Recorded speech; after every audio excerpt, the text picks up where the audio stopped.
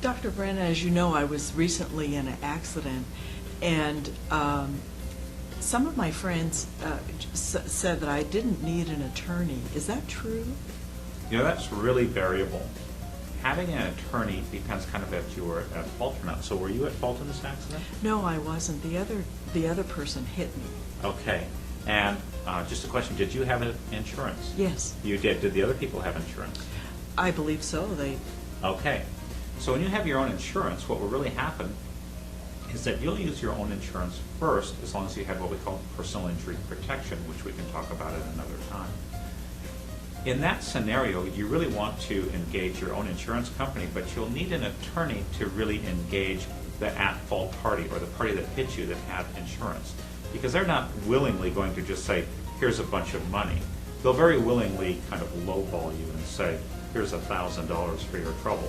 But if you were really hurt and had a significant situation, for sure you want to have an attorney to represent you.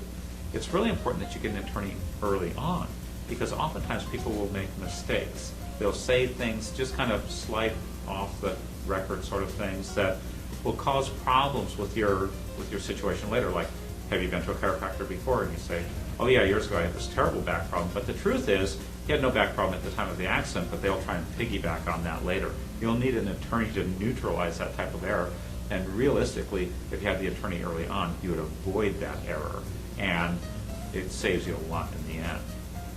So attorneys are great to just consult almost always, to be honest with you, because if you work through our clinic, what we know is enough attorneys that will talk with you at no charge, just to make sure that you really do have a good claim or not a good claim, that they know what they can help you with or not, and you won't know. I mean, I don't know. I'm not an attorney, and neither are you. So in my instance, then, you'd be able to recommend an attorney for me to go and just have this consultation? Absolutely, and I'm going to be really honest with you. There's attorneys and then there's attorneys. And the phone book is full of attorneys. But the truth is, there's a handful of great ones and there's a whole busload of bad ones. So you really want to make sure that you get to somebody that is a known commodity. Do they really handle all these cases well? Especially if you don't have a big accident. Some of these attorney firms are really just interested in like wrongful death and things like that, the big money items. You really want to have the attorney that's willing to work with you hard, even on a moderate to even a minimal impact sort of thing, to make sure you're really represented well. And you're not going to get that out of the mill type of law firm. So what happens to people that are hit by others that are not insured? If there's no insurance on the other side, honestly, you just need to make sure that your own insurance company is treating you fairly.